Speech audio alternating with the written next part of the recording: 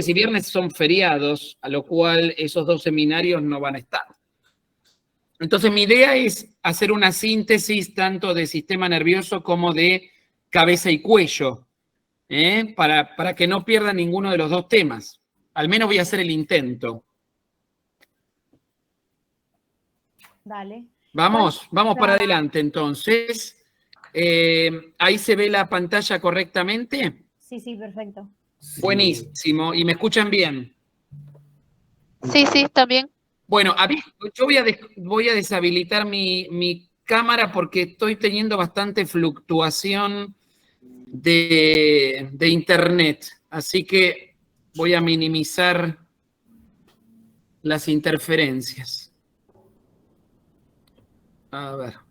Bueno, entonces primero vamos a hablar de la formación del tubo neural, proceso que vamos a denominar neurulación. La neurulación, entonces, es la formación del tubo neural.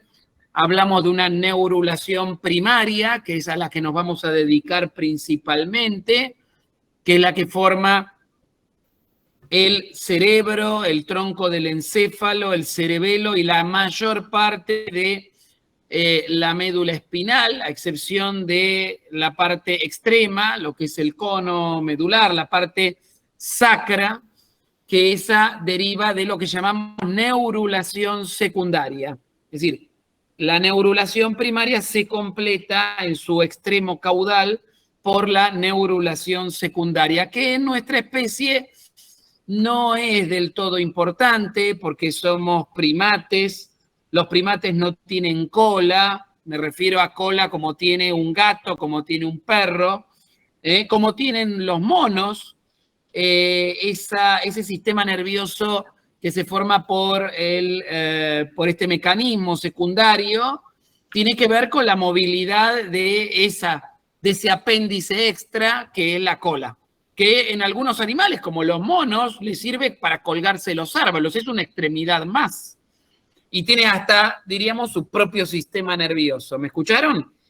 Pero nosotros que hemos perdido esa cola, ese rabo, este sistema nervioso secundario es rudimentario y tiene que ver básicamente con la sensibilidad de la región perineal, de la entrepierna, desde la región genital hasta la región anal. En ese sentido está involucrado los derivados de la neurulación secundaria. ¿Esto quedó claro? Sí, perfecto. Bien, buenísimo. Sí. Entonces, la neurulación primaria ocurre a punto de partida del plegamiento de la placa neural. Este es un verdadero plegamiento, no así el plegamiento global del embrión. El plegamiento que se da en cuarta semana del embrión es por crecimiento diferencial.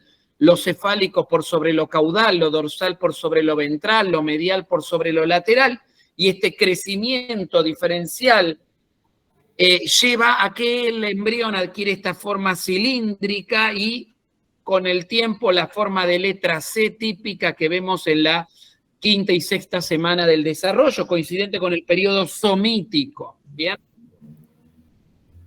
Y un poquito antes del periodo somítico comienza la formación de la placa neural, fines de la tercera semana, principios de la cuarta. Es el momento que estamos viendo en esta imagen. La placa neural es un engrosamiento del ectodermo, es ectodermo neural, pero fíjense que en los bordes observamos 2 colores más. Un azul oscuro, que representa el territorio presuntivo de la cresta neural, es el territorio de la cresta neural, y lo azul claro representa el territorio del ectodermo general o epidérmico. Observamos que hay un principio de surco en la línea media de la placa neural en relación a una estructura subyacente que es la notocorda. ¿Dónde estaría el ectodermo neural ahí? Lo que es celeste, lo que está señalado como placa neural. ¿Y el general sería lo azul? Lo azul claro. Perfecto. Ah, ahí diferencié, perdón. Sí, Gracias. Hay igual tres colores, esto no no lo es veía. daltonismo, porque es entre el rojo Sí, yo no lo veo, no lo y el veo. verde, pero hay Perdón. el clarito es la placa neural, es el ectodermo neural. El oscuro es la cresta neural y lo que está en el borde, el ectodermo general. Gracias, soy chicata, Bien, perdón. no pasa nada. Fíjense que en donde está la notocorda a nivel de la placa neural, la línea media, se genera un surco y se elevan los bordes, los pliegues neurales. Esos pliegues neurales corresponden al territorio presuntivo de las crestas neurales, que veremos después. A posteriori, aumenta el plegamiento, queda claramente marcado el surco neural en la placa neural, y en la imagen inferior ya vemos cómo se encuentran los distintos tejidos. Ahí con el puntero láser muestro cómo se encuentran en la línea media las dos hojas de ectodermo general, que claramente en la primera imagen estaban muy separadas. No había continuidad entre las dos hojas del ectodermo que vemos aquí representadas, pero en el momento en que culmina el plegamiento se encuentran las dos hojas del ectodermo, se encuentran los dos bordes de la placa neural, pero hay algo que interfiere en la adhesión de las hojas del ectodermo general y la adhesión de los bordes de la placa neural, que es la presencia de la cresta neural.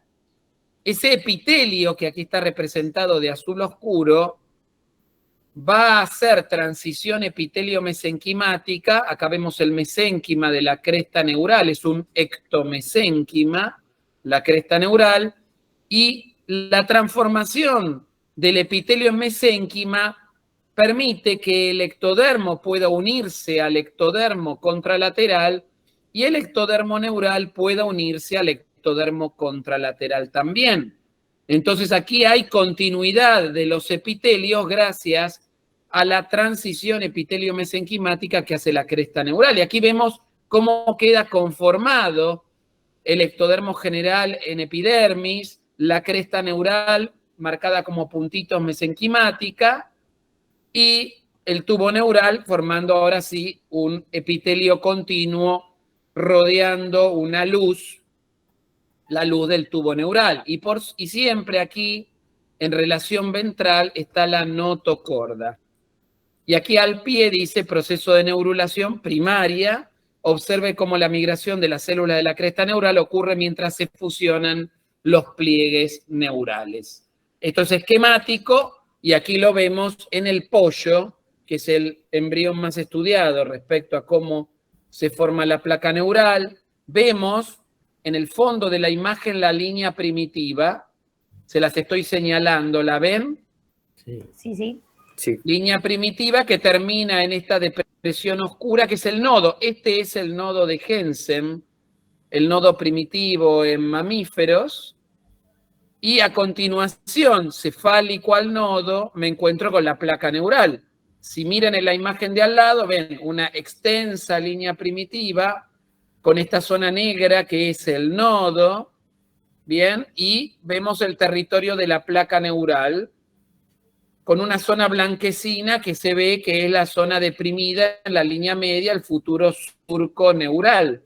Podemos ver cómo es gruesa la placa neural y en esta región de los bordes de la placa neural que les estoy señalando, corresponde a el territorio presuntivo de la cresta neural y a continuación el ectodermo epidérmico de un lado y del otro.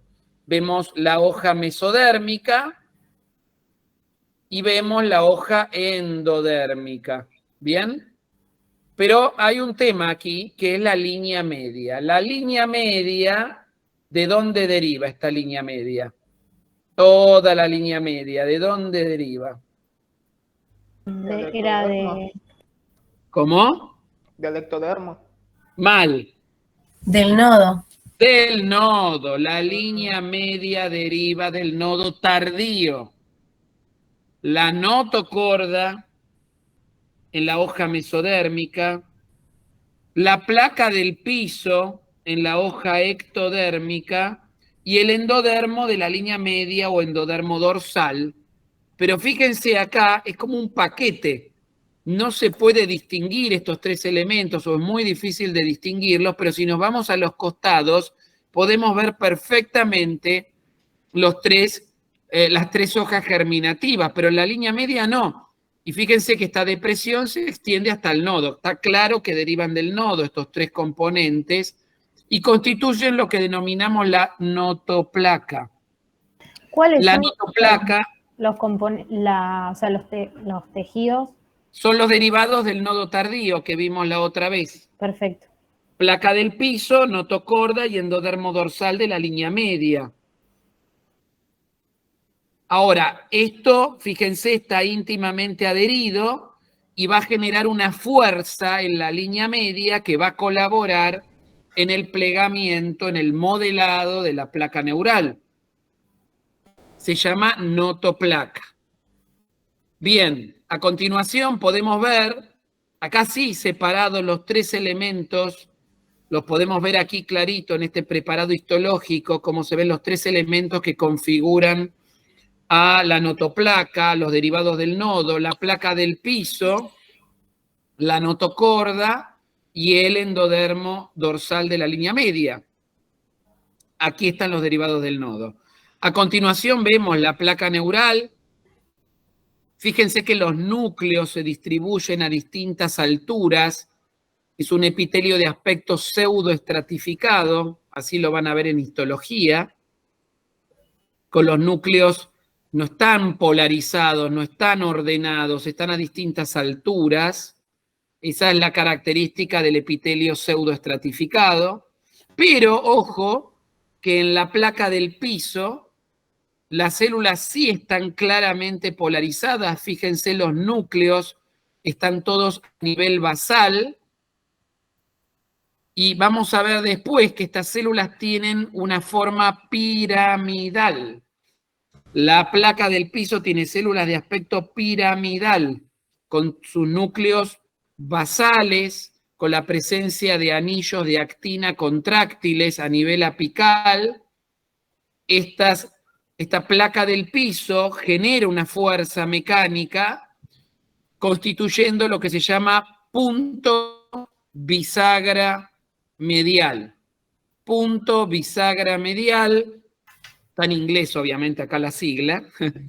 Punto bisagra medial corresponde a la placa del piso.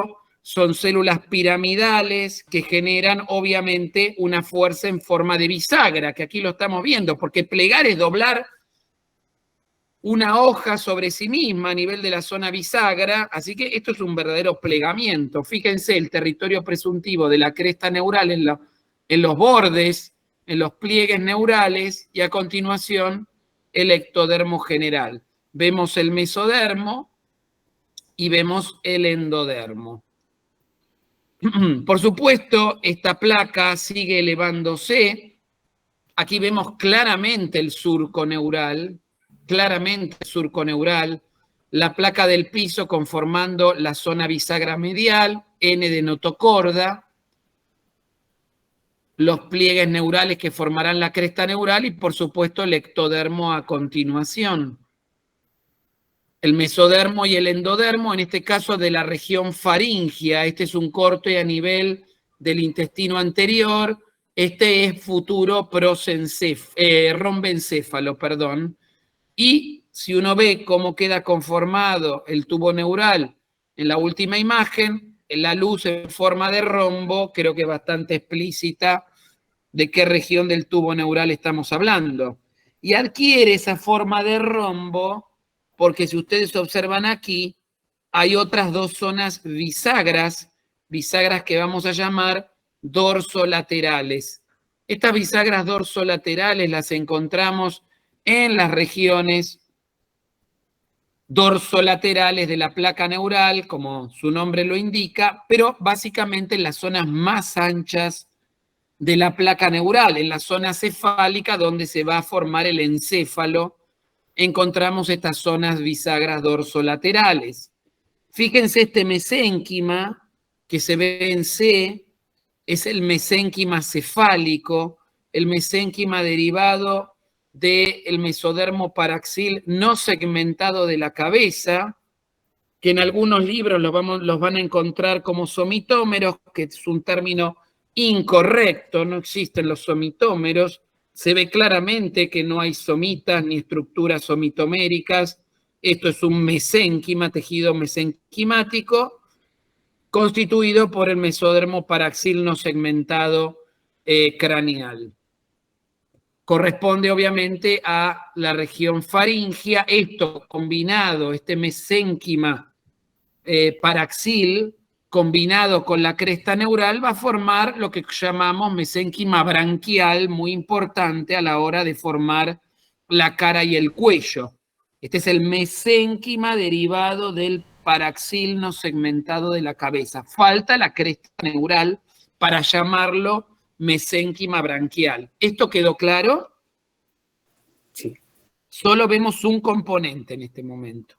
Bien, y aquí queda el punto final, que es unir los distintos tejidos. Entonces, fíjense acá cómo están enfrentados los dos lados del ectodermo neural, pero hay un surco que todavía estas células tienen que identificarse entre sí y adherirse para formar el tubo neural.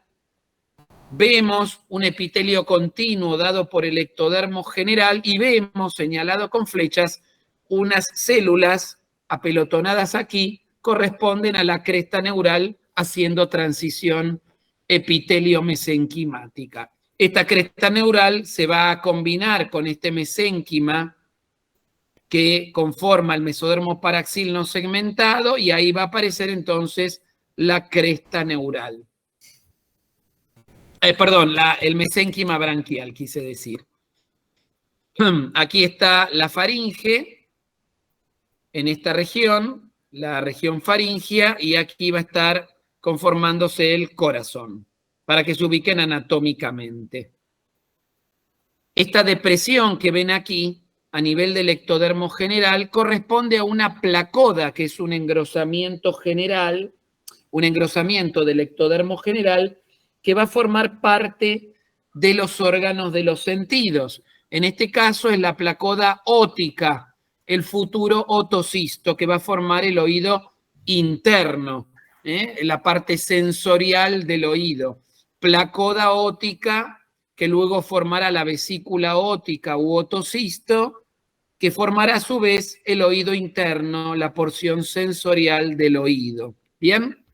Mucha información, pero que bueno, a partir de esta imagen surge. Ahora. Creo que ahí entendí lo que decía, no sé si era Julio o Luis, quien había preguntado lo de posótica y preótica. Este es el límite entre preótico y postótico. Claro, por eso quería mencionárselo. No sé quién había preguntado, si Luis o Julio. Sí, la cresta neural, la cresta neural craneal se divide en dos regiones, la preótica y la postótica. Son dos regiones separadas por el otocisto. Después vamos a verlo cuando veamos cresta neural, vamos a entender un poco mejor por qué hacemos esta división.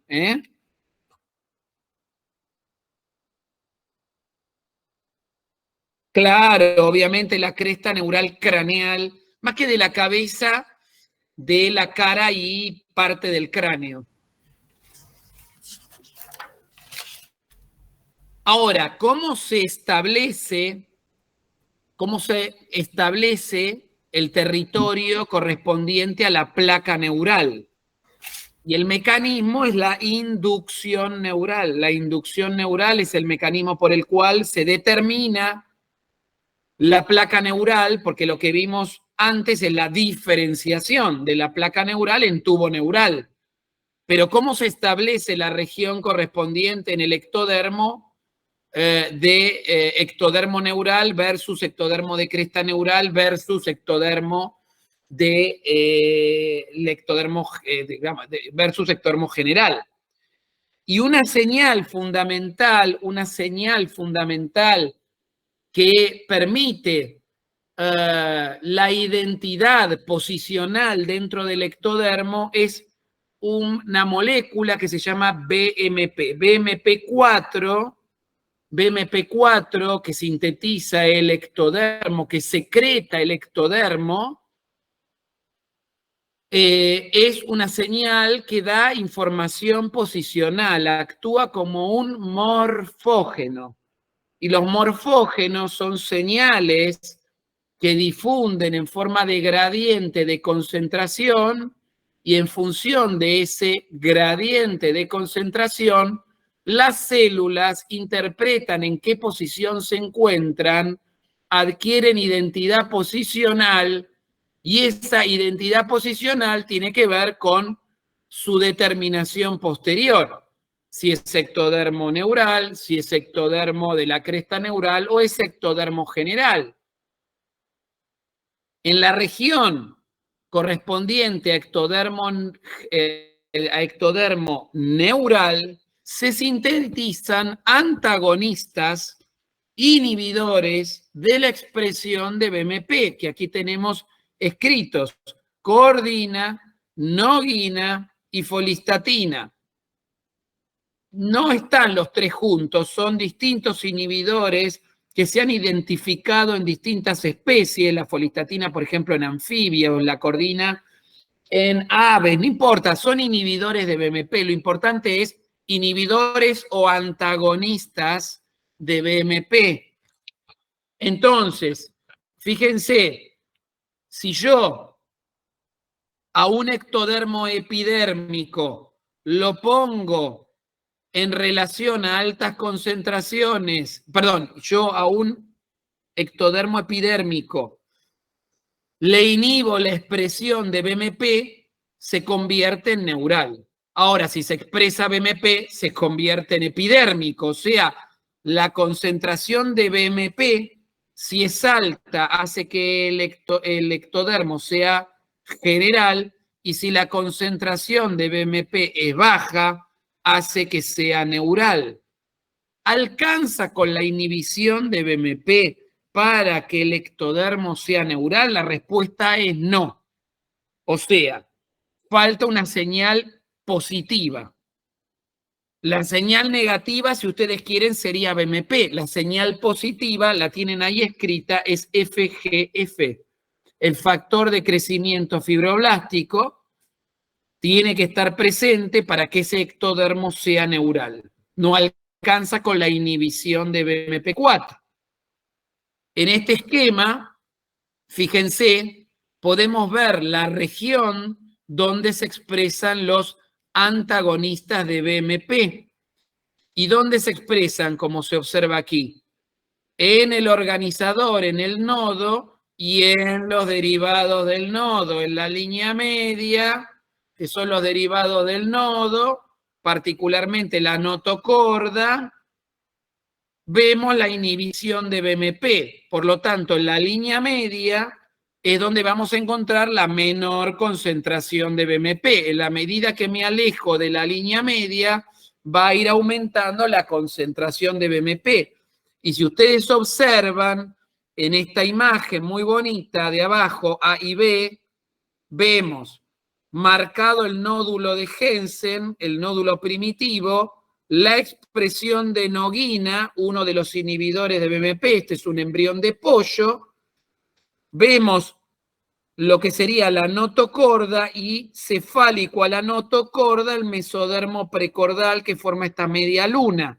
Mesodermo precordal, notocorda, ambos derivados del nodo, expresan inhibidores de BMP, y al lado vemos el efecto de la inhibición de BMP. Vemos una zona blanca que me marca la ausencia de expresión de BMP, una zona gris, o no sé, si ustedes lo ven azul o negro, no sé.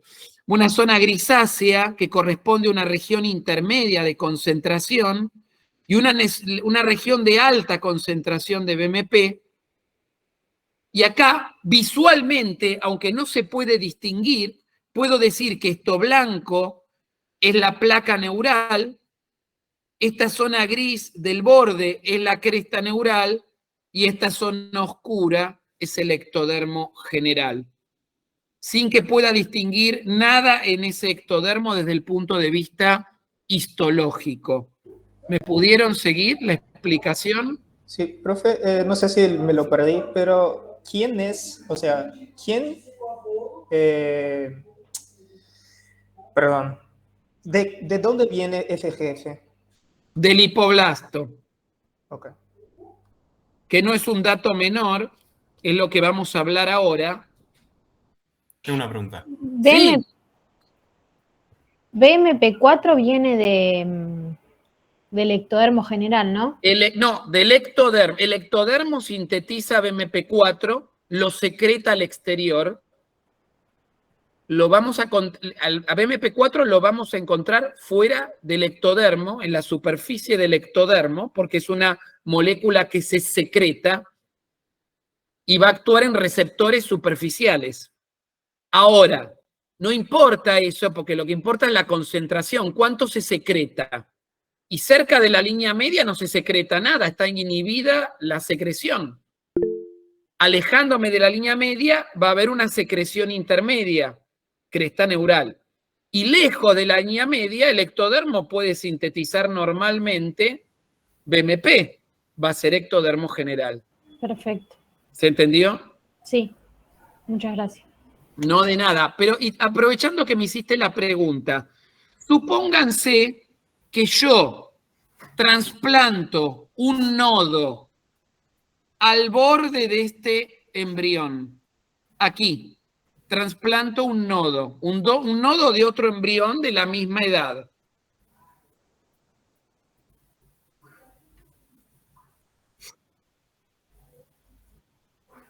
Qué pésima respuesta. Organiza todo Depende como de si si es fuera un la nódulo línea. tardío. Si es tardío, Digamos que es un nodo temprano. Y se O va a sea, desarrollar normal. el mismo que genera mesodermo precordal y notocorda. Un eje paralelo. Sí, un eje paralelo que terminará siendo siamés. O sea, me dijeron, o sea, de forma siameses. No me interesa esto. Es una broma igual, ¿eh? No me interesa ese dato. Me interesa por qué el nodo es capaz de generar un eje secundario completo cuando es trasplantado a otro embrión. Acá está el mecanismo molecular. ¿Qué hace el nodo y sus derivados? Son organizadores. Sí, ya sé, pero ¿por qué es organizador? ¿Qué es lo que está haciendo acá? porque Es una emite población señales informativa. morfógenas que determinan la célula. Pucha, acabo de explicarlo y nadie me lo dice. Porque organiza un eje axial alrededor de Sí, donde sí, se nos ¿cómo? Por la Molecularmente, emisión, o ¿cómo? sea, Secreta emite BMP. señales. Pero claro, No, ¿secreta BMP? no. Emiten secreta la vía señales que corriente inhiben Sintetiza. BMP.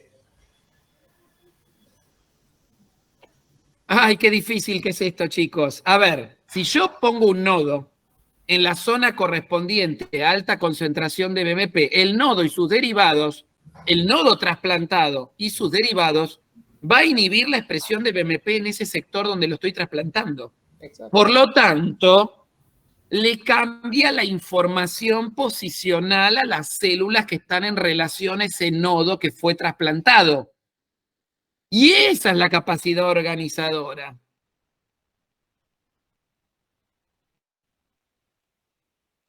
Qué silencio. Me ¿Se perdí un poco. entiende? Ok, entonces, una duda que quiero sacarme. El ectodermo secreta BMP, pero el nodo, digamos, se vuelve como una población separada, una población celular separada del ectodermo y sintetiza inhibidores para el BMP. A ver, el nodo no es ectodermo. El nodo es el nodo.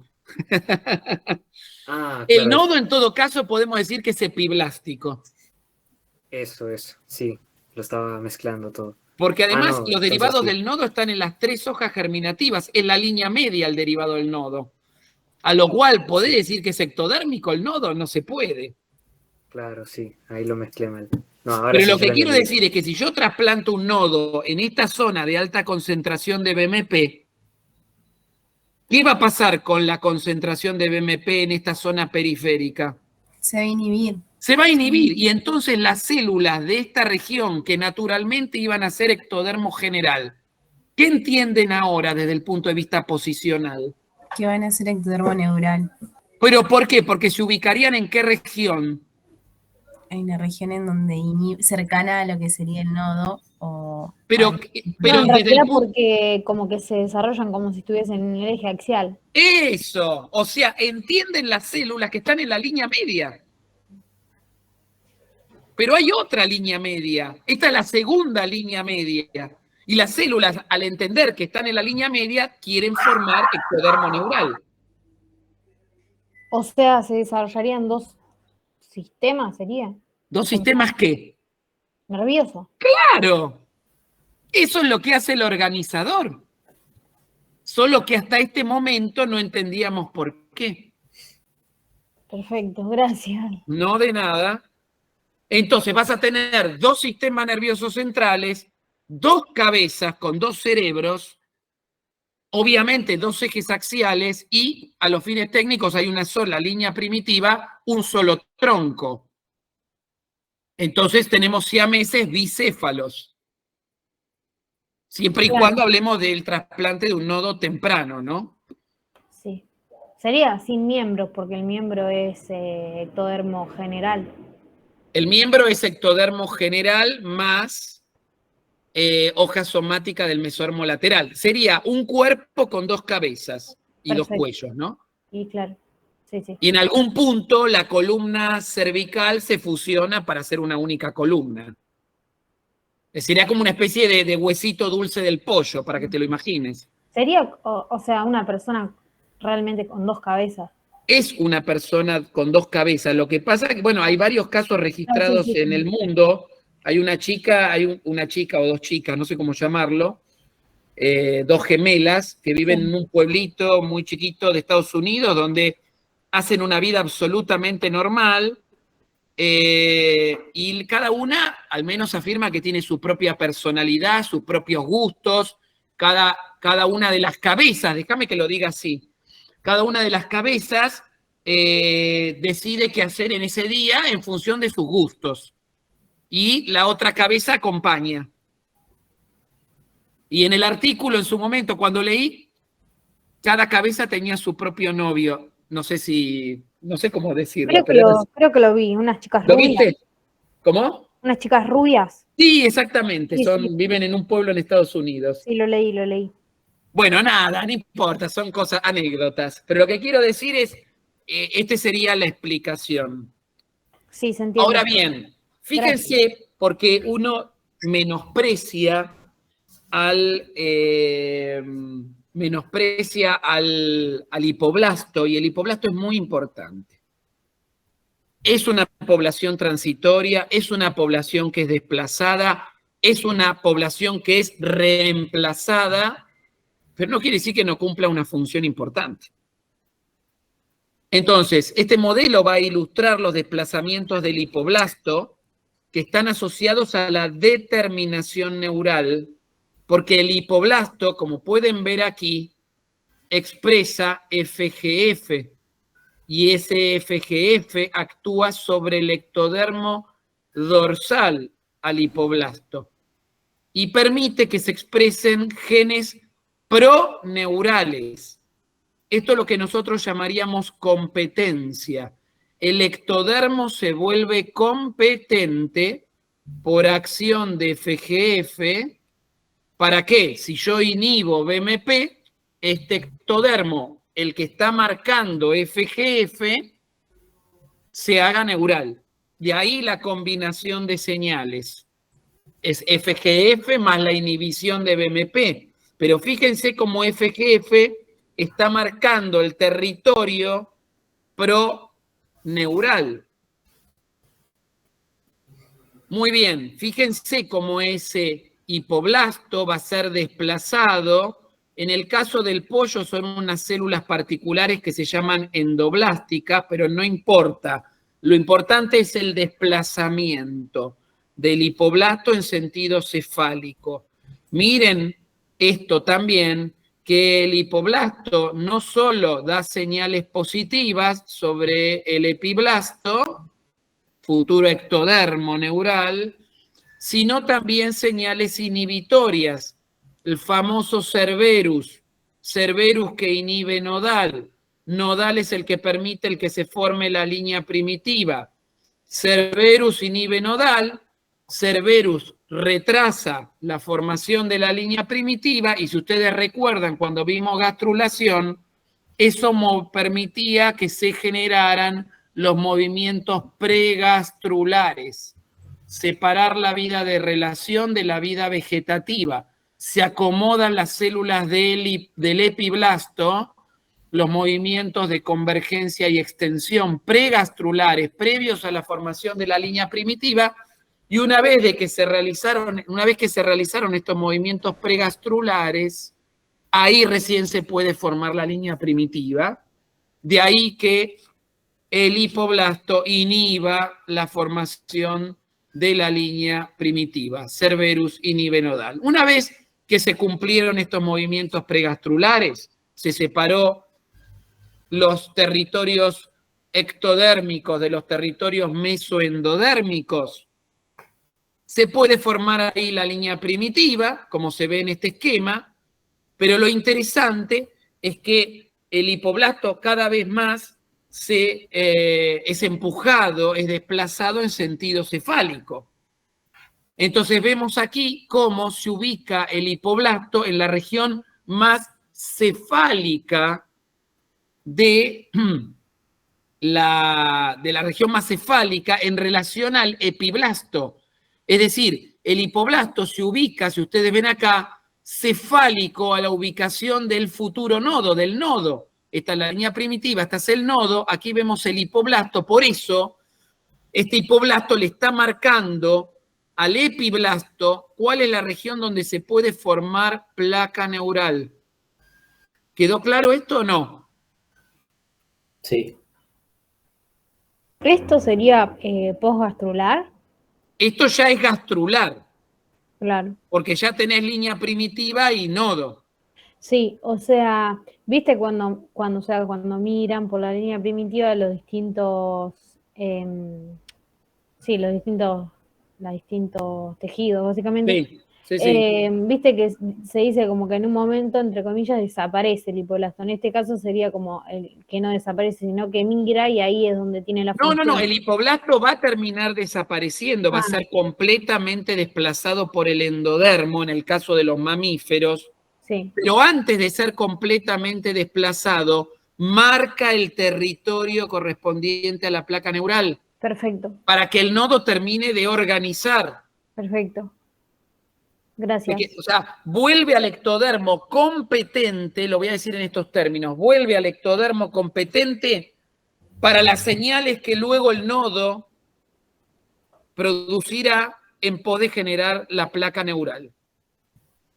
Perfecto, gracias. Bien, por eso es un trabajo entre el hipoblasto y el nodo. Pero lo del hipoblasto es previo a la formación del nodo. Es más, es previo a la formación de la línea primitiva. Y acá vemos cómo una vez que se completó esta inducción de la región de ectodermo neural, ahí el nodo, que acá está señalado en el extremo de la línea primitiva, obviamente va a producir la inducción neural a través de la inhibición de BMP. Entonces, una vez que está establecida la región preneural a través de la inducción del hipoblasto, como se ve acá, esto se estabiliza, fíjense, acá lo llaman activación, que yo lo llamo competencia, la adquisición de marcadores proneurales, es decir, es preneural, precerebral, pero es inestable. Lo que hace el hipoblasto es una situación de, en los libros lo encuentran como especificación, que es como el principio de la inducción, pero no está fija, no es irreversible. Luego viene la estabilización, que es la situación irreversible, ya está fija el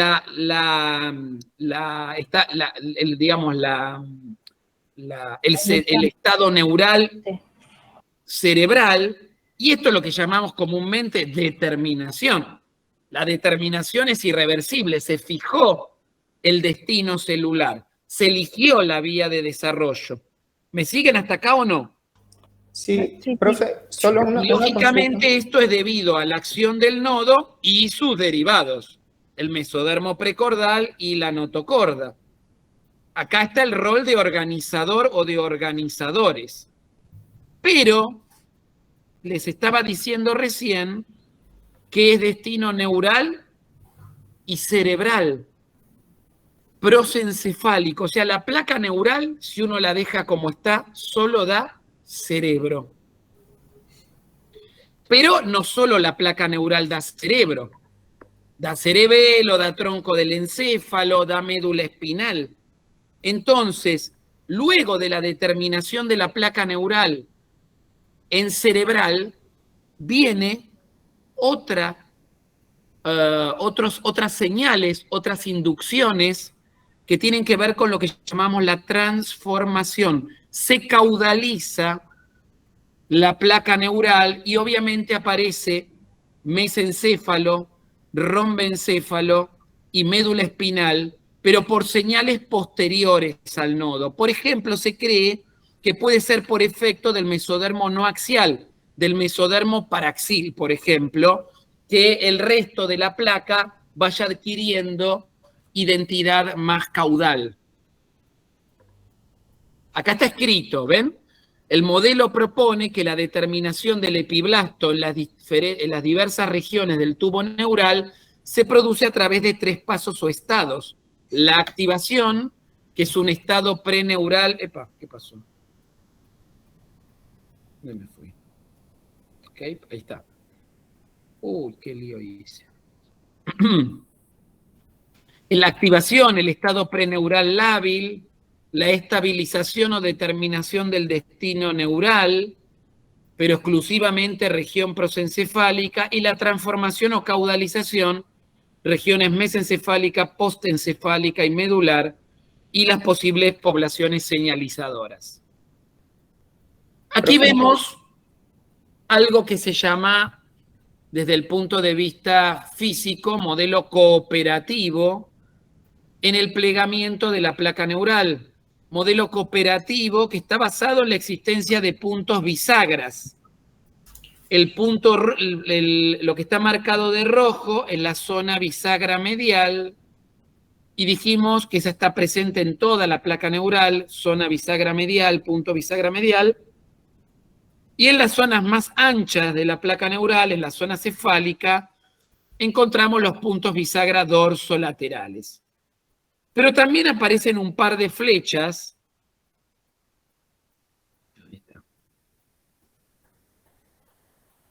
Aparecen un par de flechas. No sé por qué me está medio loco mi computadora. Aparecen un par de flechas que no sé si las ven a nivel dorsal, que se corresponden a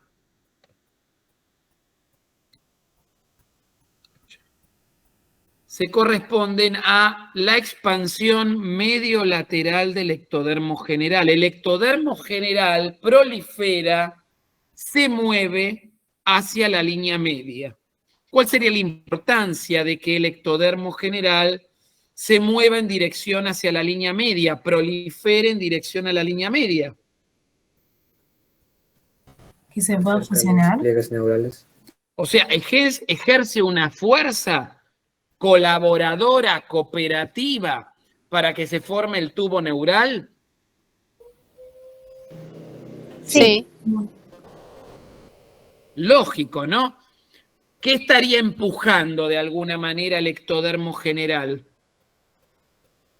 Las bisagras laterales. No, las bisagras laterales no. Sería La- lo que a la se llaman cresta. labios. Los labios, los pliegues de la placa neural, que es donde se va a formar la cresta. O sea, va a ayudar a que se unan los dos bordes de la placa neural y los dos bordes del ectodermo general. ¿Tiene lógica o no? Sí. O sea, no hay un solo mecanismo. No es que se pliega la placa neural exclusivamente gracias a la existencia de puntos bisagras. También el ectodermo general cumple un rol ayudando a que se fusionen, a que se unan, perdón, los bordes ectodérmicos general y neural.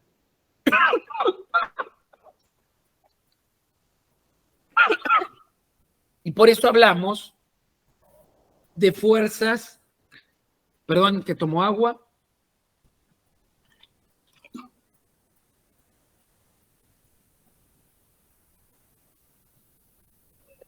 fuerzas intrínsecas y fuerzas extrínsecas.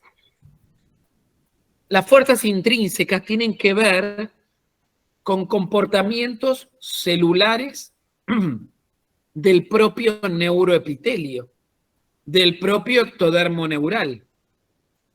Fuerzas intrínsecas. Y fuerzas extrínsecas, fuerzas externas al neuroepitelio, al ectodermo neural.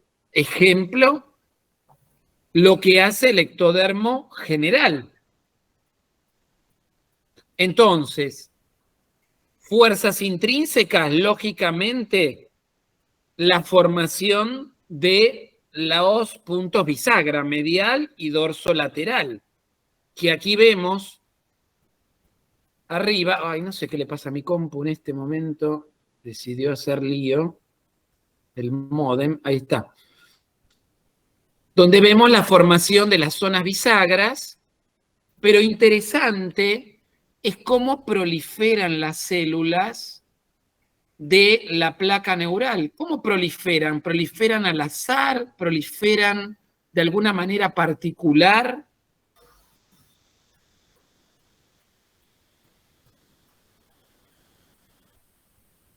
¿Proliferan siguiendo algún eje? ¿El eje cefalocaudal? Sí, proliferan siguiendo el eje cefalocaudal. Esto es muy interesante porque hace que la placa neural crezca en sentido cefálico. Se expanda en la región cefálica la placa neural. Estas son fuerzas intrínsecas. La formación de las zonas bisagras. La intercalación celular también, se intercalan las células, proliferan en el eje cefalocaudal en dirección cefálica. Todo esto ayuda a que se forme la placa neural y a que se pliegue sobre sí misma. Y dentro de las fuerzas extrínsecas ya vimos el rol del ectodermo general, que prolifera en el eje perpendicular al ectodermo neural. El ectodermo neural prolifera en el eje cefalocaudal y el ectodermo general en el eje medio-lateral, en dirección medial, por supuesto, ¿no?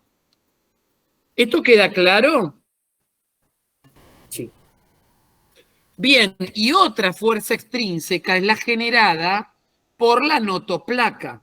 Fíjense, ahí el nodo, la generación de la notocorda, la generación de la placa del piso, la zona bisagra medial, esa fuerza que se genera a partir del nodo, fuerza extrínseca y también intrínseca, porque bueno, forma la placa del piso, intrínseca y extrínseca, también colabora la formación del surco, como se puede ver aquí, el surco neural tiene que ver con esta fuerza que se genera en la línea media a punto de partida del nodo y por supuesto con la formación de la zona bisagra medial. Y fíjense las flechas rojas verticales que tienen que ver con la fuerza que se genera desde el ectodermo. Es una extensión y convergencia de las células y aquí actúa, al igual que en la gastrulación, lo que llamamos la polaridad celular planar. La polaridad celular planar es una polaridad perpendicular a la ápico-basal, o sea, se da entre células y células, se da a nivel lateral entre las células. A nivel de las membranas laterales se genera esta polaridad que permite que las células entiendan en qué posición del espacio se encuentran en el mismo plano del epitelio, por eso es planar, y entonces puedan organizarse, puedan moverse en el mismo plano. Los movimientos pregastrulares tienen que ver con la polaridad celular planar, la forma en que prolifera el ectodermo neural y el ectodermo general tienen que ver con la polaridad celular planar. O sea, gran parte de la formación del tubo neural depende de esta polaridad celular planar. Y otras fuerzas extrínsecas que terminan de colaborar en la formación de la placa neural es la expansión del mesodermo. El mesodermo, al crecer, al proliferar, empuja los bordes de la placa neural, tiene lógica. Acá se los estoy señalando, si me dejara la computadora, con las flechitas. Por supuesto, la migración de la cresta neural tiene un rol, ya lo habíamos hablado, y también hay otro rol, que es el de la apoptosis. La apoptosis, la muerte celular programada, también modela la forma que tiene la placa neural. Y estas fuerzas en conjunto muestran cómo en B permite la fusión de los bordes, el acercamiento y fusión de los bordes de la placa neural en la región cefálica.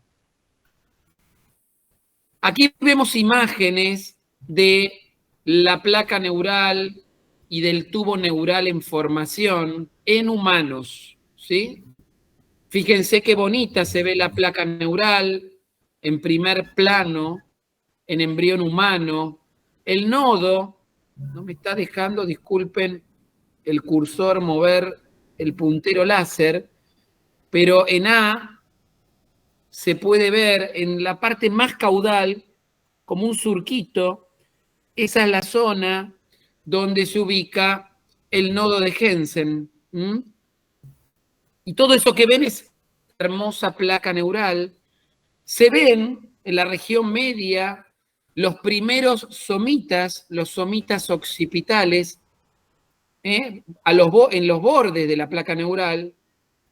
Podemos ver qué ancha es la placa neural en su extremo cefálico, parece una lengua. Esa lengua justamente se forma expandida debido a esa proliferación en el eje cefalocaudal, donde se acumulan las células en el extremo cefálico, por eso es más ancha la placa neural, va a formar la cabeza, lógico que va a ser más ancha. Fíjense que en esa región occipital es donde comienza la fusión, la unión de los pliegues neurales en la zona occipital y se extiende en forma bidireccional en sentido cefálico y caudal, y quedan entonces marcados dos regiones abiertas, el neuroporo anterior y el neuroporo posterior, que obviamente se van a ir alejando uno del otro en la medida que se vayan uniendo los pliegues neurales para formar tubo neural. Las zonas abiertas van a ser placa neural, las zonas cerradas, que es la zona media del embrión C, corresponden a tubo neural. Flanqueada esa región por somitas occipitales y cervicales en este momento. ¿Alguna pregunta hasta acá? No.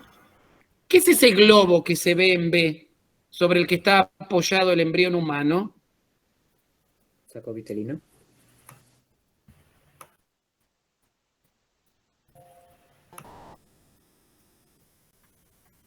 ¿Alguna respuesta?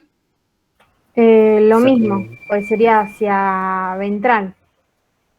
¿Qué sería ese globo que se ve? Saco vitelino, ¿no? El saco vitelino. El saco vitelino en vivo y en directo. Miren qué grande se ve, qué bonito.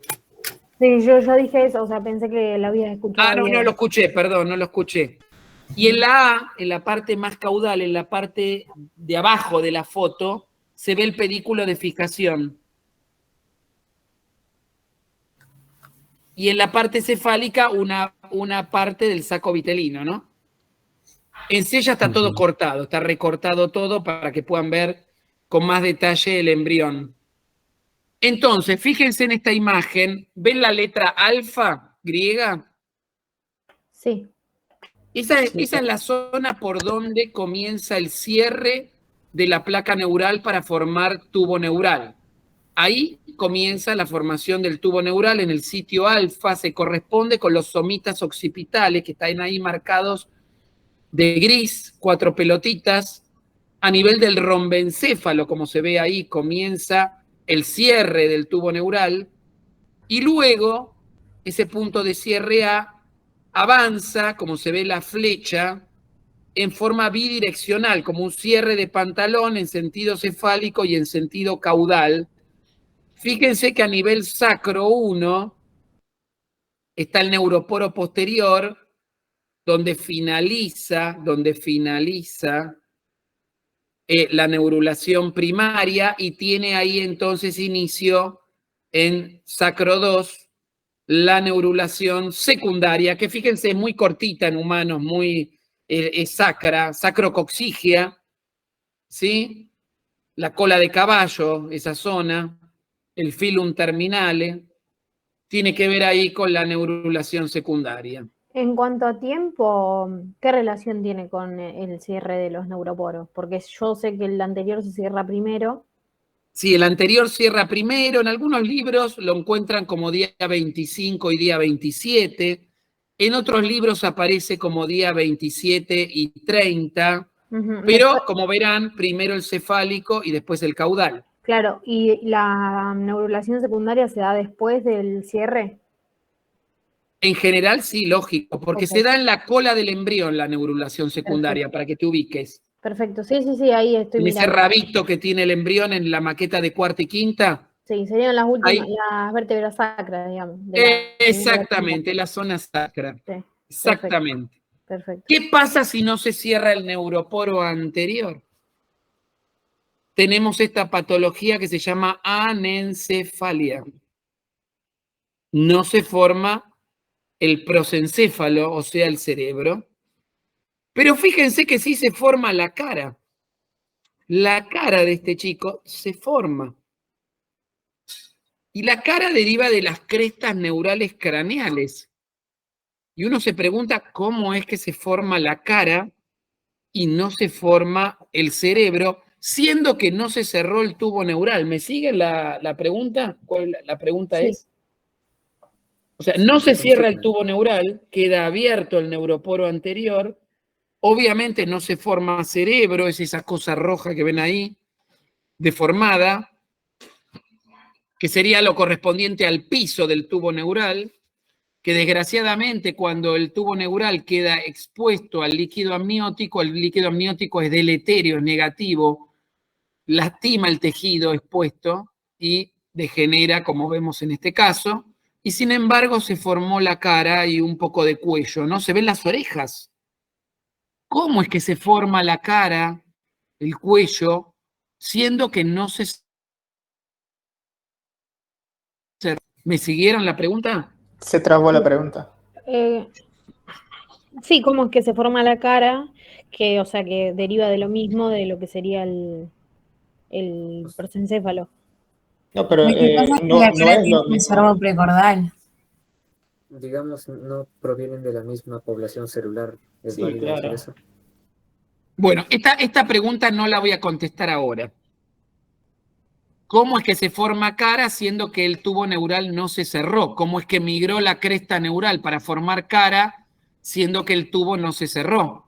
Porque las crestas neurales cefálicas se desprenden del tubo antes del cierre. Muy bien, esa es la respuesta correcta.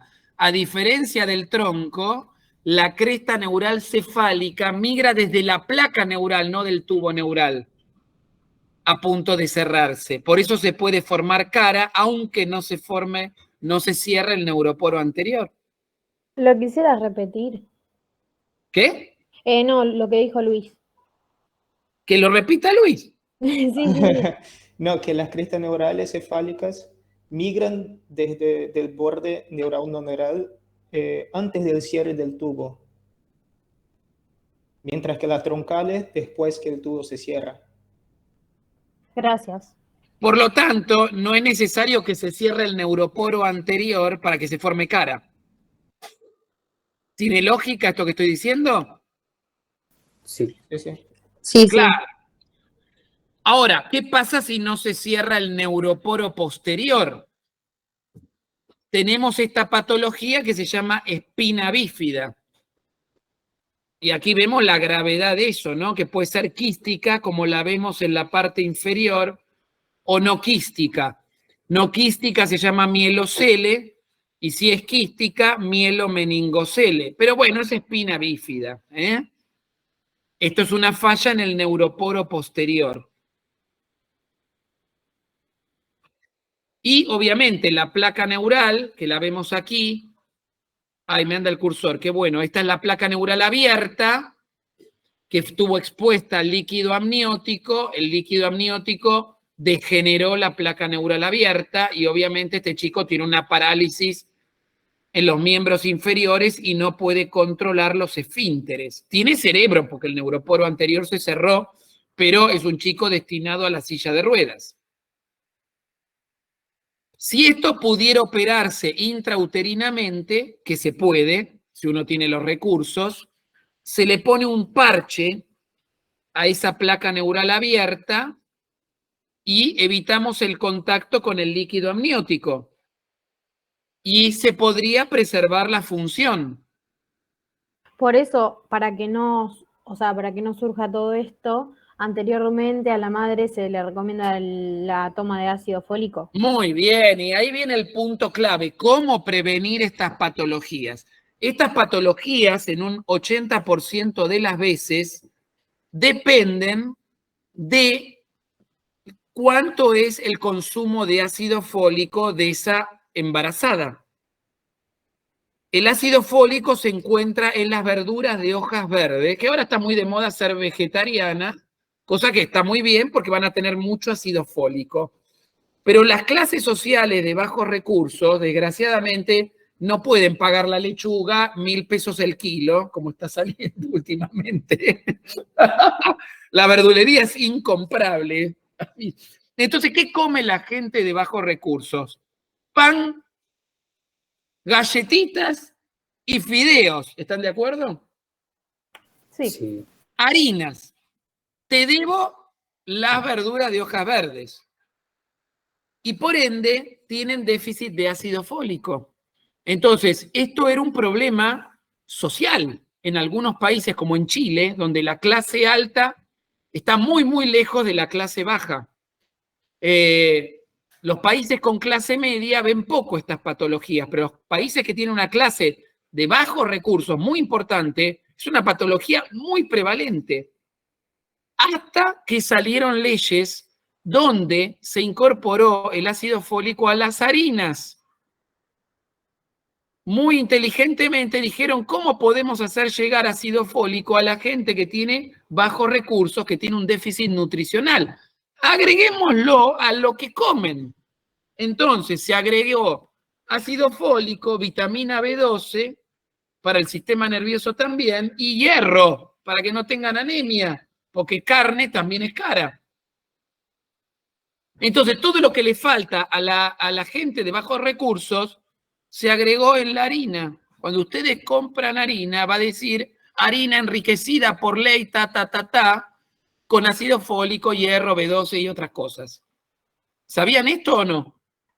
Ahora que lo mencionás, o sea, lo relaciono, sí he leído que los paquetes dicen con ácido fólico, pero no sabía que era por ese motivo. Esta es la explicación, y en Chile, que fue el país donde se probó esta ley piloto por primera vez, bajó en un 80% la incidencia de esta patología. 80%, a ver si nos entendemos. Muchísimo. Tremendo, monstruoso, un cambio brutal, solo agregando ácido fólico a la harina. Pero claro, queda un 20%, y ese 20% es de origen genético, ahí por más ácido fólico que comas. También son enfermedades de origen genético. Y ahí tenés 80% ambiental, 20% genética. Perfecto. Claro, yo quería hacer una consulta. ¿También puede haber, digamos, un fallo en cuanto a la asimilación de ese ácido fólico? Sí, hay drogas epilépticas, antiepilépticas, como por ejemplo el ácido valproico, el valproato de sodio, comúnmente conocido como Valcote, que inhibe el metabolismo del ácido fólico. Así que toda chica que tiene que tomar ácido valproico por epilepsia y no hay más remedio que tome ese fármaco, no hay una alternativa. Se trata obviamente en una mujer de buscar una alternativa al ácido valproico, a este antiepiléptico que es excelente, pero tiene este problema durante el embarazo. Duplica o triplica el riesgo, según la dosis que estemos tomando, de que haya malformaciones de este tipo. Entonces, a toda chica que se le da ácido valproico, de la mano se le da ácido fólico, se le dan las dos cosas juntas. Porque yo tengo una prima Yo que, tengo bueno, el una hijo prima, le a ver. salió así, básicamente. Sí, Pero ella sí tomaba ácido fólico y porque no debe ser de tiene causa epilepsia. genética. Y sin embargo, este chico tiene mielomeningocele. Debe ser de los pocos que tienen causa genética, independientemente de la toma de ácido fólico o independientemente del consumo de algún fármaco que inhiba el metabolismo del ácido fólico, ¿no? Claro, ella tuvo problemas en sí también para la concepción. Ojo que a veces hay algunos virus que si ocurren, infecciones que ocurren durante el embarazo también pueden interferir, como la toxoplasmosis, pueden interferir en la formación del sistema nervioso. Citomegalovirus, toxoplasmosis, ya lo vamos a ver cuando veamos teratología, cuáles son los problemas ambientales. La radiación puede generar, la exposición a rayos puede también generar problemas en la formación del sistema nervioso. Por eso no hay una causa única, pero nutricional ambiental es el ácido fólico, ¿no? Y para... Porque actúa en la proliferación celular, en la polaridad celular planar. No es una cosa menor, ¿viste? Y lo último, una vez que está formado el tubo neural, cómo se organiza internamente, cómo se organiza en el eje dorso-ventral. Entonces, en este modelo hay señales intrínsecas y señales también extrínsecas. Igual que la formación del tubo neural, una vez que se formó, sigue habiendo influencias tanto a nivel intrínseco como extrínseco, porque bueno, extrínsecamente, como vemos acá, está la notocorda. Y fíjense que en relación a la notocorda está la placa del piso. Dos derivados del nodo, notocorda, placa del piso, y en relación a estas estructuras se forma la región motora de la médula espinal, lo que se llama placa basal que contiene las neuronas motoras, que son las que activan a los músculos. Son las neuronas que llamamos eferentes.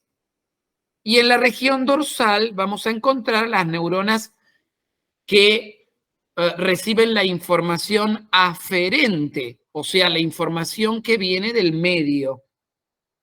Y las motoras son las que generan una respuesta. Por ejemplo, en la piel se pone en contacto con fuego. Esa señal dolorosa es conducida vía aferente a la médula espinal. ¿Y qué va a hacer la neurona motora eferente? Mover un músculo para alejar la mano del fuego. ¿Tiene lógica? Sí, reflejo motor. Sí. Se llama arco reflejo, es el reflejo motor. Entonces, acá vemos cómo se va construyendo el arco reflejo motor. Fíjense que si yo coloco una segunda notocorda, esa segunda notocorda puede inducir una segunda placa del piso y lateralmente generar motoneuronas, es decir, otras áreas, otras placas basales. Entonces, la formación de motoneuronas depende de la formación de notocorda, depende de la acción de la notocorda y la placa del piso. O sea, de los derivados del nodo. De los derivados del nodo, depende. Pero acá esto es un trasplante, fíjate, de una notocorda lateral en una zona que normalmente no forma placa basal, sino placa alar, sensitiva, ¿no? Y acá se transforma en motora. Entonces vemos el rol de la notocorda y de la placa del piso secundaria, ¿no? Inducida esta placa del piso por la notocorda donante, la trasplantada. Entonces miren el rol de este organizador secundario en la organización dorsoventral del tubo neural. Y aquí lo podemos ver mejor aún. Fíjense esta imagen, este continuum de imagen, donde vemos gradientes de señales, otra vez los morfógenos. Vimos la acción de BMP como un gradiente de morfógeno, baja concentración de BMP, territorio de la placa neural, intermedias concentraciones de BMP, territorio de la cresta neural, altas concentraciones de BMP, territorio del ectodermo general. Acá vemos cómo otro morfógeno, que es Sonic Hedgehog, que lo expresa la notocorda, pintado de verde, luego la placa del piso, pintado de verde, y cómo esa señal genera un gradiente de concentración ventral. Fíjense el gradiente de Sonic Hedgehog, SHH es Sonic Hedgehog, erizo sónico, como el dibujito animado, como el video game, Sonic Hedgehog, erizo sónico, se genera como un gradiente en sentido dorsal, y como BMP, que está en el ectodermo, induce a la placa del techo a generar otro gradiente. Fíjense, el gradiente es de otra molécula que se llama TGF. Y eso genera distintas células en función del gradiente de concentración, de la información posicional de dos gradientes, Sonic Hedgehog desde ventral y TGF desde dorsal, y vemos a los costados en D, placa del techo, placa del piso, y D1 interneuronas, D2 interneuronas, D3 interneuronas, B1 interneuronas, B2 interneuronas, la región específica de las motoneuronas y neuronas B3.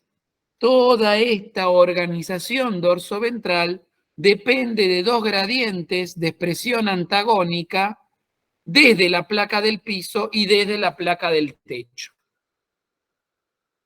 Entonces, gradientes de señales en la región dorsal y ventral posibilitan que a lo largo del eje dorso-ventral, tanto en la placa alar sensitiva como basal, se determinen diferentes tipos de neuronas en forma dependiente de la concentración de los gradientes de Sonic Hedgehog y TGF. Se observa un ordenamiento espacial de diferentes subtipos de neuronas de asociación, las alares, y eferentes, las basales. Recordemos que las neuronas sensitivas están fuera de la médula espinal, en el ganglio anexo a la raíz dorsal. Son células que derivan de la cresta neural, perdón. La cresta neural forma la neurona sensitiva. Está fuera de la médula espinal. Las neuronas de asociación las encontramos en la placa alar, a nivel dorsal del tubo neural. Y las neuronas eferentes, las de respuesta, están en la placa basal. Esto quedó comprendido y explicado, correctamente explicado y comprendido. Sí, yo sí. Sí, se entendió. Muy bien. Y acá vemos el modelo artístico de cómo funciona un gradiente de concentración a punto de partida de la señal que es, en este caso, Sonic Hedgehog, la que se genera a punto de partida de la placa del piso. Fíjense cómo cada concentración representa un color distinto. La menor concentración, como vemos ahí, es la zona negra, la de mayor concentración es la zona verde y así hasta la máxima concentración es en azul. Esto genera una información posicional diferente a lo largo de ese gradiente de concentración y entonces se determinan células con distinto destino evolutivo. Entonces, las neuronas de la placa basal que nacen en diferentes posiciones del eje dorso-ventral, al encontrarse ante diferentes concentraciones de una molécula señal, es decir, Sonic Hedgehog, morfógeno, expresan diferentes combinatorias de factores de transcripción y se determinan en diferentes subtipos neuronales. En este modelo experimental, la población celular señalizante, la placa del piso, genera una señal difusible, que es la proteína Sonic Hedgehog, y la población receptora es la población de neuronas de la placa basal. ¿Qué representa B1, B2, B3? Distintos tipos de neuronas según la información posicional. Gracias. Y ahora sí hablamos de la cresta neural, que algunos autores la consideran la cuarta hoja germinativa, ectodermo, mesodermo, endodermo y cresta neural, se entiende el concepto. Por supuesto, entre comillas, no existe una cuarta hoja germinativa, pero son tantos los derivados que tiene la cresta neural que simpáticamente algunos autores han llamado a la cresta neural la cuarta hoja germinativa. ¿Y por qué? Porque es una población con una extensa capacidad migratoria y pluripotente, con propiedades de célula madre progenitora, propiedad de célula madre, o sea, la capacidad de generar cosas que tiene la cresta neural es impresionante, de ahí la pluripotencia, tiene hasta capacidad regenerativa, se ve esto en experimentos de trasplante. Por supuesto, surge de la zona de transición entre placa neural y ectodermo general.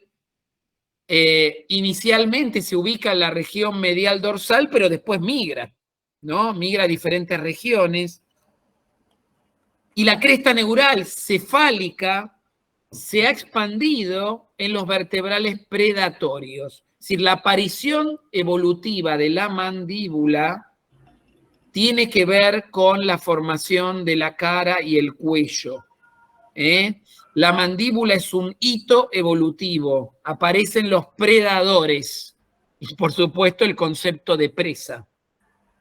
Los animales agnatos, es decir, carentes de mandíbula, tienen un tubo digestivo que filtra el agua.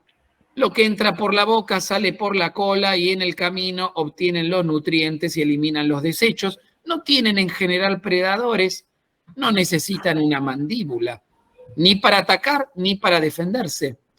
Pero en algunos animales, evolutivamente, una mutación al azar beneficiosa, aparece la mandíbula y entonces hay que clasificar a los animales en predadores y presas.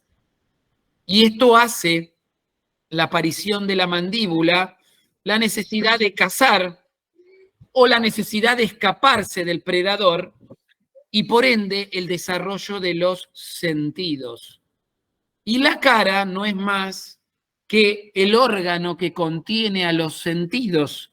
En la cara tenemos los ojos, los oídos, el olfato, el gusto, pero fundamentalmente para nosotros la visión.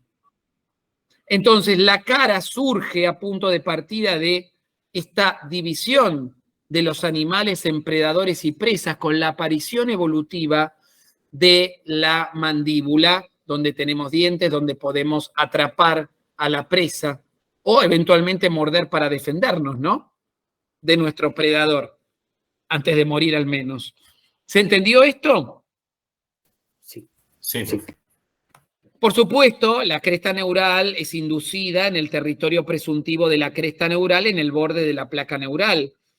Se va a determinar en cresta neural, se va a segregar del epitelio del tubo neural y del ectodermo general. La cresta neural tiene propiedades neurales y no neurales, es decir, da derivados neurales como las neuronas sensitivas de los ganglios raquídeos pero también da derivados no neurales, como los melanocitos que se van a incorporar a la piel, donde está el ectodermo epidérmico, ¿no?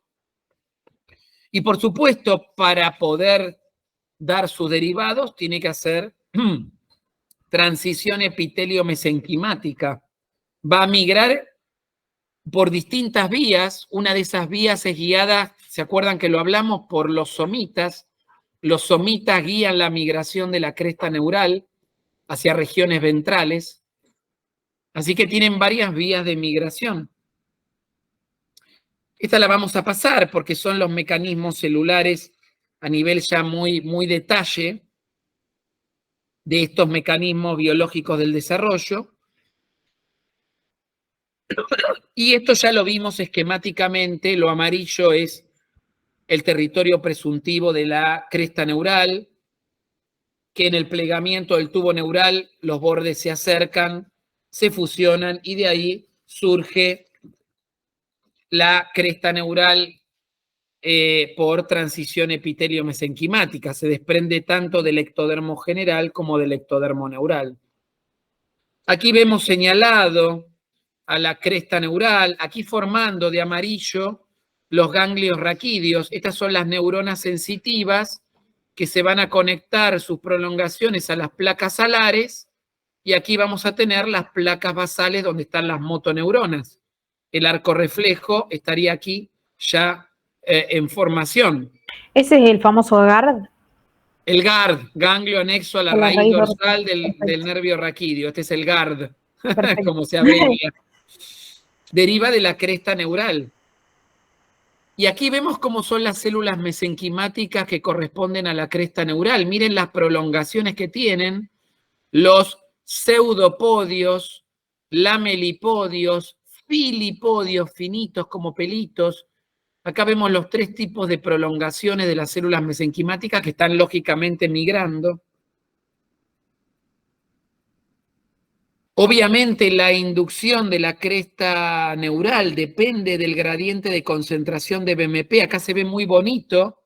Fíjense, la región blanca es la región de la placa neural. La región lila corresponde a la región de la placa, de la cresta neural. Y este esquema es muy bonito porque me falta un territorio. Lo rojo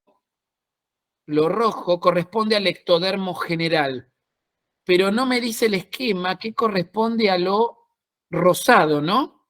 ¿Qué es esta zona rosada? Que no es placa neural, que no es cresta neural, que no es ectodermo general. ¿Qué se les ocurre? Mesodermo paraxil.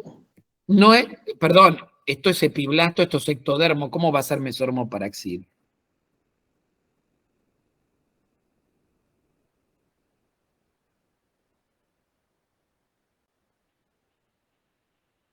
¿Podría repetir la pregunta? Perdón. ¿Qué es Sí, esta esa- región? ¿Qué es esta región naranja o rosada? No sé qué color es.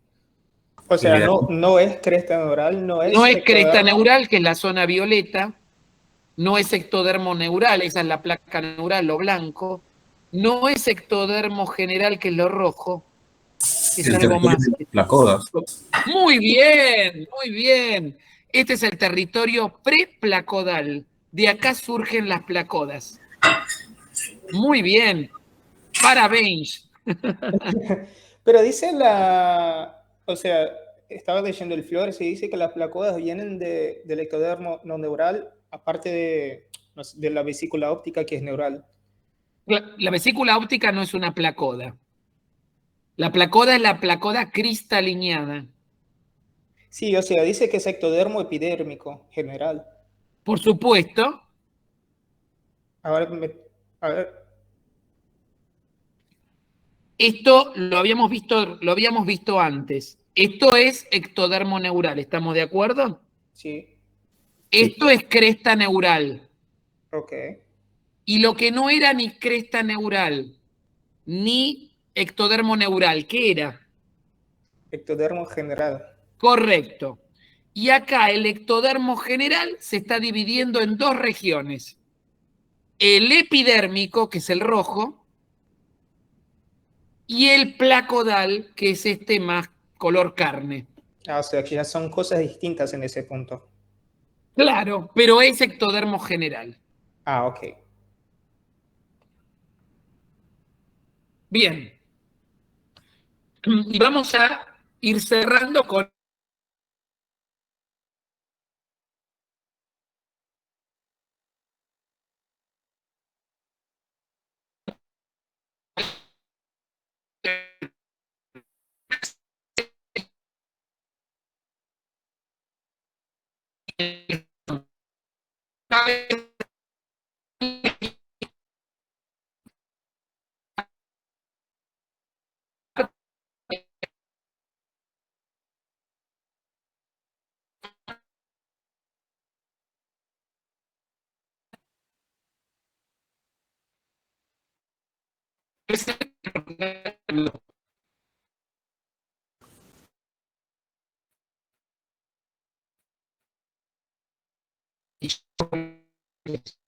cuando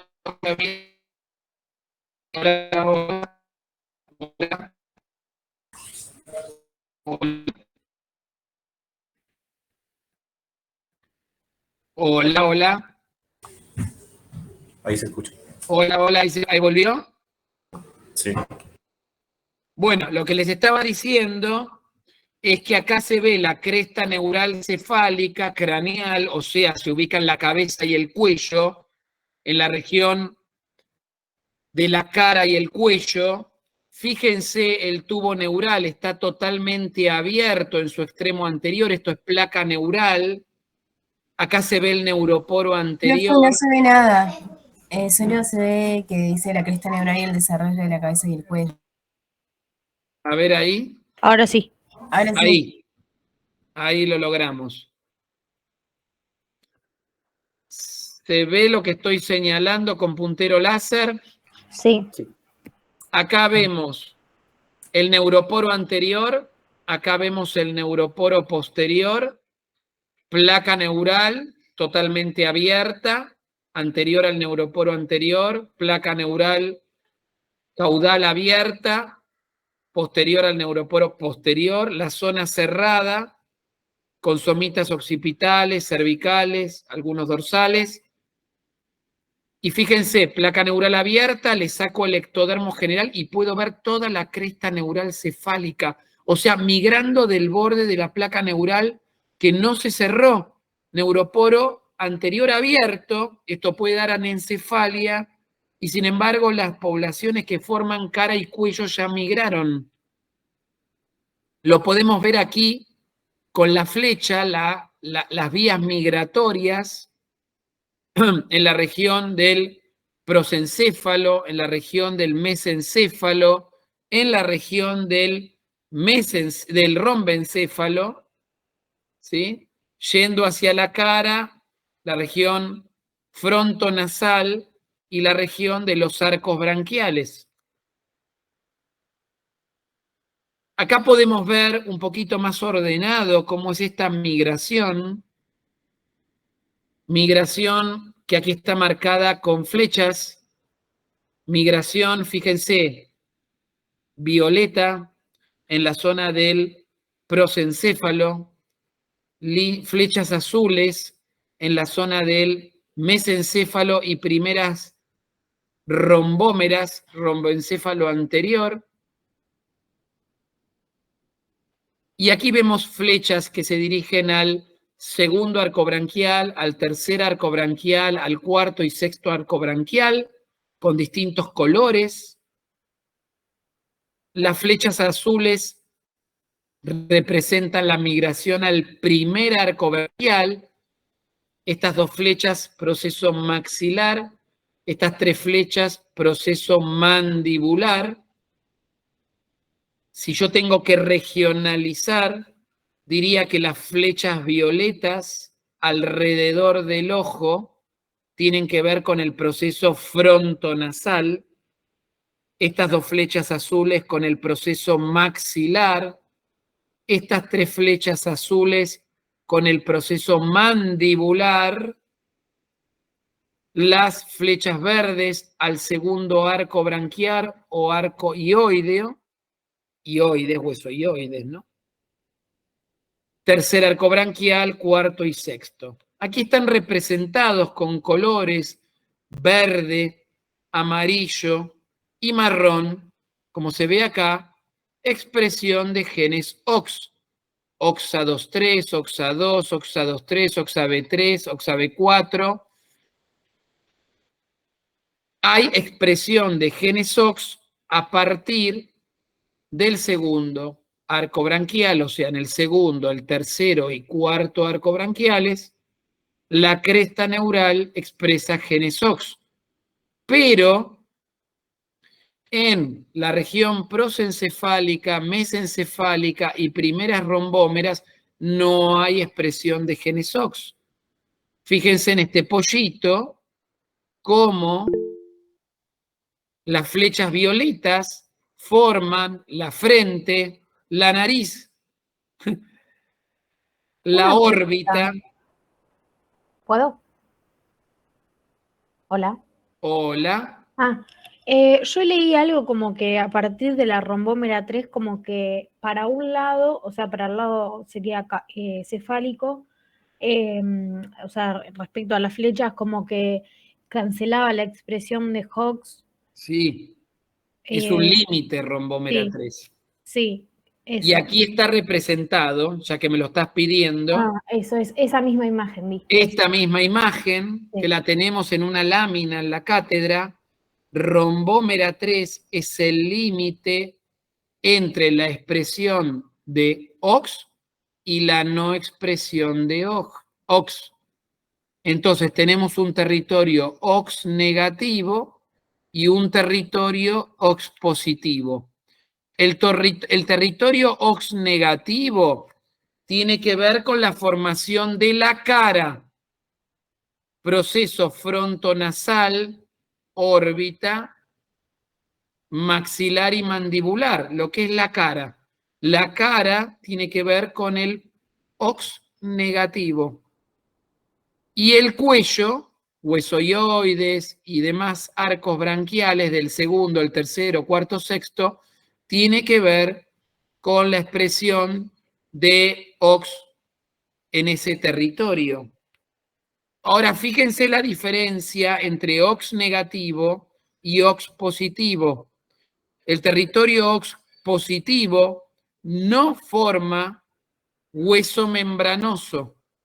El hueso membranoso es el que se ubica en la región de la cara. Forma solo hueso endocondral y cartílago. Los cartílagos del cuello, el tiroides, cricoides, aritenoides, todos esos cartílagos derivan de la zona OX positiva. Ahora, en el tronco, la cresta neural del tronco no es capaz de formar cartílago ni hueso. Solo la cresta neural cefálica es capaz de formar cartílago y hueso. Esta es una característica propia de la cresta neural cefálica. Pero, denme un segundito a ver si tengo una imagen. Acá. La cresta neural OX negativa, fíjense, forma todos estos huesos, incluyendo los del oído medio, martillo, el yunque, y el único huesito que deriva de la zona OX positiva es el estribo, como ven acá. El estribo deriva de la zona OX positiva. ¿Y qué otro hueso deriva de la zona OX positiva? El hueso hioides, este chiquitito que tenemos acá. Y por supuesto los cartílagos laríngeos. Pero el resto del hueso de cráneo y cara, fundamentalmente cara, maxilar, mandíbula, frontal, nasal, órbita, como ven ahí, huesos temporales derivan de la cresta neural OX negativa. La que tiene la gran potencia de generar hueso es la cresta neural OX negativa. ¿Me siguieron hasta acá? Sí, no me quedó claro, ¿cartílagos de laringe o tráquea? Perdón. Todos esos Ah, cartílagos. perfecto. O sea, sí, sí, sí. Pero en la medida que nos alejamos en sentido caudal, cada vez esa potencia es menor. Ahí no se ven marcados los huesos parietales, no es formado porque... No, perdóname, te dije tráquea no corresponde a cresta neural, sí laringe. Ah, está bien. Perdóname, Sí, sí, por eso te pregunté, perdón. perdóname, solo No, no, no. laringe, discúlpame, Ok, solo laringe. solo laringe. No sé por qué dije tráquea, pero solo laringe. Sería OX positivo eso. OX positivo. Perfecto. Volviendo para atrás, acá tenemos marcada en esta imagen la rombómera 3, ¿sí? Fíjense que rombómera 2 expresa OXA2, un gen OX. Rombómera 2, rombómera 3, rombómera 4, todas las rombómeras, menos la rombómera 1, expresan OX. Sin embargo, a la hora de migrar, la rombómera 2 inhibe la expresión de OX. Rombómera 2 genera cresta neural OX negativa. La rombómera 3, dependiente en qué dirección va, si va en sentido cefálico la cresta neural, va a ser OX negativa. Si la rombómera 3 va en sentido caudal, va a ser OX positiva. Y por supuesto la rombómera 4, que es la que forma el segundo arco branquial, es OX positiva, que lo azul marca lo OX. Entonces acá estamos viendo cómo la cresta neural cefálico a rombómera 3 no expresa genes OX, arco branquial 1 no expresa OX, y el arco branquial 2 y el arco branquial 3 expresan genes OX. Así que este es un territorio OX negativo. El límite está dado por rombómera 3. Y la cresta neural rombómera 3 es plástica, entonces. Puede dar cresta neural en sentido cefálico, que es OX negativa, o en sentido caudal, que es OX positiva. Está en el límite entre el mesénquima OX negativo y OX positivo. Es interesante ver que si yo elimino la cresta neural del borde de la placa neural OX negativa, todo esto blanco que está acá, faltante, lo elimino, o sea, corto el borde de la placa neural que forma la cresta neural OX positiva, negativa, o sea, la cresta neural del borde de la placa neural, prosencéfalo, mesencéfalo, rombómera 1 y rombómera 2. Lo que está aquí marcado de rojo es la rombómera 3. Lo que está marcado de amarillo son las rombómeras siguientes. O sea, el límite entre OX positivo y OX negativo. ¿Estamos de acuerdo? ¿Qué le pasa a este embrión? No se forma cara. No tiene mesénquima de la cara. Es deformada esta cara. Es solo ectodermo lo que vemos acá y los ojos. Estos son los ojos, pero no hay mesénquima. Esto es el revestimiento ectodérmico. ¿Bien? ¿Podría repetir en qué caso no hay desarrollo de la cara? Si extirpo el borde de la placa neural de donde surge la cresta neural OX negativa. Prosencéfalo, mesencéfalo, rombómera 1, rombómera 2. Perfecto. ¿Qué pasa si reemplazo el borde de la placa neural anterior a rombómera 3 por borde de placa neural OX positiva? ¿Se formarán cosas del tronco? ¿Cómo? ¿Se formarán estructuras que no son de la cabeza en la cabeza?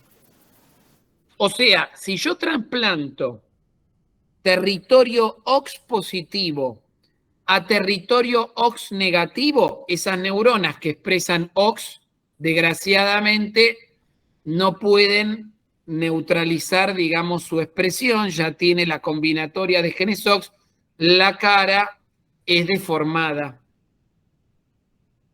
Ahora bien, ¿qué pasa si yo... Puede ser que sea falla la fusión de los procesos. En la D, en la imagen D que estabas hablando. Ahí no están fusionados los procesos. Ok. Correcto, porque la cresta neural OX positiva no puede reemplazar a la cresta neural OX negativa. Tiene distinta potencia de desarrollo, por lo cual, como se ve en el experimento C, una cosa no puede reemplazar a la otra. ¿Qué pasa, y esto es muy interesante, si extirpo parcialmente la cresta neural OX negativa? Dejo un pedacito, no está toda la cresta neural OX negativa. Y, o sea, se desarrolla normal porque tiene este modelo plástico, ¿no? Exacto. Fíjense, la carita de este pollito es bastante normal. Con su piquito superior, su piquito inferior, se ven las órbitas, se ven bien los ojos. Es decir, una parte de la cresta neural cefálica OX negativa es capaz de completar el desarrollo total de la cara. No necesito toda la cresta neural OX negativa para formar la cara. Acá hay un proceso de decompensación, o sea, la cresta neural OX negativa regula, tiene capacidad regulatoria. Y el último experimento, y con esto nos vamos, súper interesante, extirpo por completo la cresta neural OX negativa. Sin embargo, pongo una señal proliferativa de la cresta neural que es FGF8. Esta es una señal que estimula la proliferación de la cresta neural. Extirpo por completo la cresta neural OX negativa. Resultado es un pollito con la cara absolutamente normal. ¿Cómo se explica eso?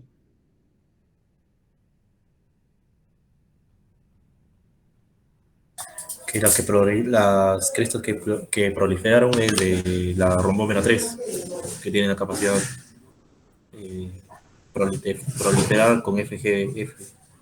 Totalmente perfecta la respuesta. Es rombómera 3 que es capaz de generar cresta neural OX negativa en sentido cefálico, y esa cresta neural OX negativa es capaz de rellenar toda la región cefálica y por ende formar la cara de este pollito.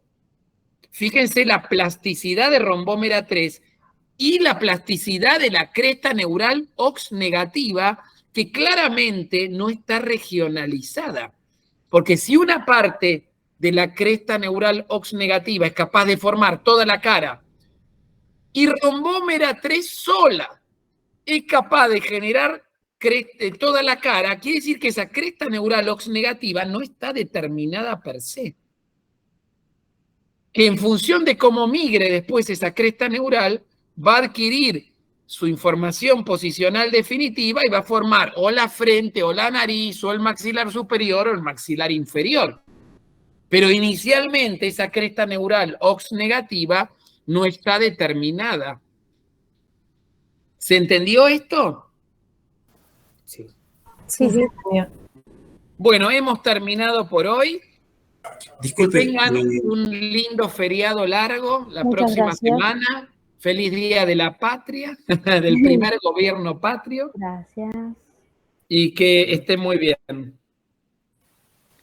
Igualmente. Nos vemos. Gracias. Igualmente. Adiós. Muy buena Muchas gracias. gracias.